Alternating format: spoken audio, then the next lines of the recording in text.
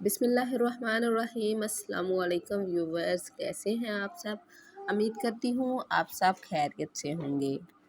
और आज फिर आपकी खिदमत में हाज़िर है हकीमा माफिया रमज़ान। आज मैं आपको बताऊंगी विटामिन्स के बारे में कि हामला के लिए विटामिन्स की अहमियत कितनी है और विटामिन्स की इन्हें कितनी ज़रूरत होती है। तो आज व्यूवर्स चलो चलते हैं विटामिन्स के बारे में ही बात करते हैं। जदीद तहकीक से मालूम हुआ है कि जिस्म पर दबाव की हालत में विटामिन की ज़रूरत बढ़ जाती है। चूँकि हामला को अपनी नोशनुमा के अलावा बच्चे की परवरिश भी अपनी ही ग़िज़ा से करनी होती है, इसलिए ज़्यादा मकदार में विटामिन खाने चाहिए। जिन हामला औरतों की खुराक में लहमी ग़िज़ाएँ और विटामिन अफराद से ज़्यादा होते हैं, इन्हें वज़ा हमल में कोई तकलीफ़ नहीं होती और बाद में भी पेचीदगियाँ पैदा नहीं होती। ना इनके यहाँ मुर्दे बच्चे पैदा होते हैं, ना इसकात होता है। लेकिन जो औरतें ऐसी ग़िज़ाएँ खाती हैं जिनमें विटामिन और मदनी अज़ा और लहमियात नहीं होते, इन्हें इस किस्म के हादसों से ज़्यादा दो चार होना पड़ता है। इन औरतों के बच्चे तंदुरुस्त नहीं होते, अक्सरो बिस्तर इनमें नकाइस भी होते हैं।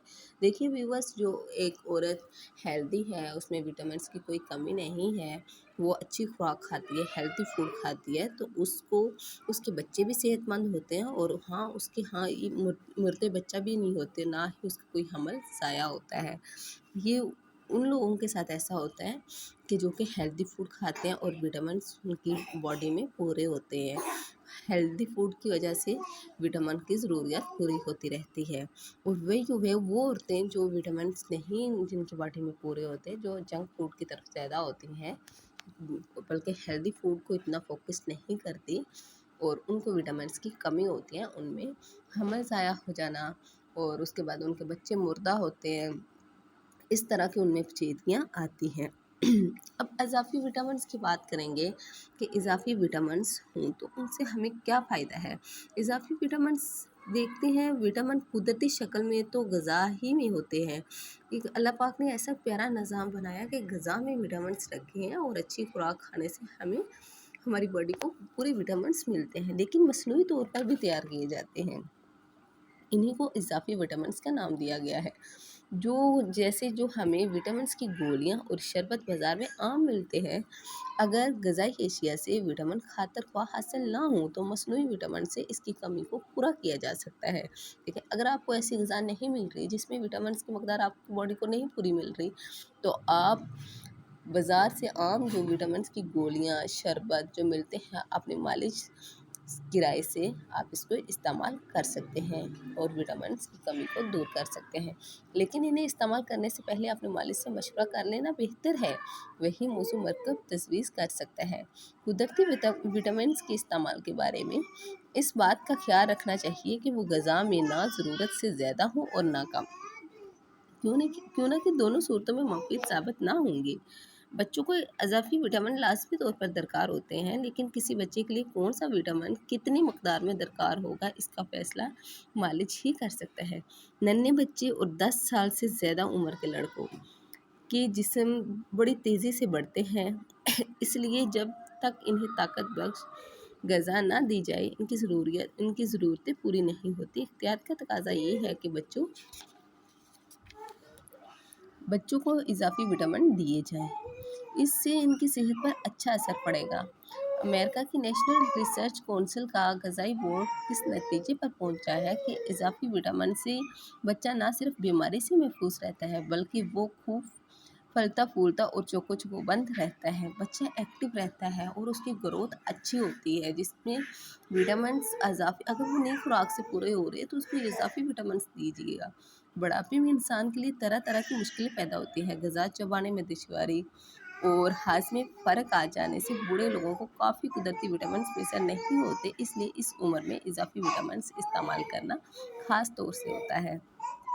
अगर कोई ये तवक्का रखे कि विटामिन के इस्तेमाल से जिस्मानी ताकत में फौरी इजाफा हो जाए, तो शायद ऐसा ना हो। जिस्मानी ताकत और नाताकती वज़ा फ़र्क इस सूरत में महसूस होता है जबकि काफ़ी अर्सा तक इन्हें इस्तेमाल किया जा सकता है। विटामिन के फ़ायदे बीमा के फ़ायदे से मिलते जुलते हैं। एक शख्स 50 साल की उम्र तक का बीमा कराता है तो तवक्का रखता है कि इसकी उम्र को पहुंच जाएगा। अगर बीमा ना हो तो भी शायद कोई हादसा पेश ना आए और वो शख्स 50 साल सलामती से गुजारे। गोया बीमा कराने की ज़रूरत ना थी, लेकिन इसने ये समझ कर बीमा करा लिया कि अगर कुछ हो गया तो इसका खानदान माली परेशानी से बच जाएगा। इस तरह विटामिन से तंदुरुस्ती का बीमा हो जाता है और इससे इंसान इत्तफाक़ी बीमारियों से महफूज रहता है। विटामिन से महरूम शख्स जरासीमी बीमारियों का मुकाबला नहीं कर सकता।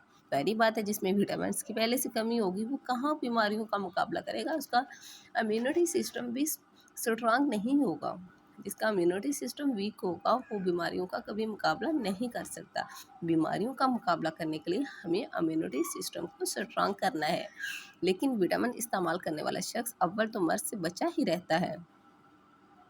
अगर मर्ज का हमला भी हो जाए तो इसका मुकाबला करके जल्दी तंदुरुस्त हो जाता है।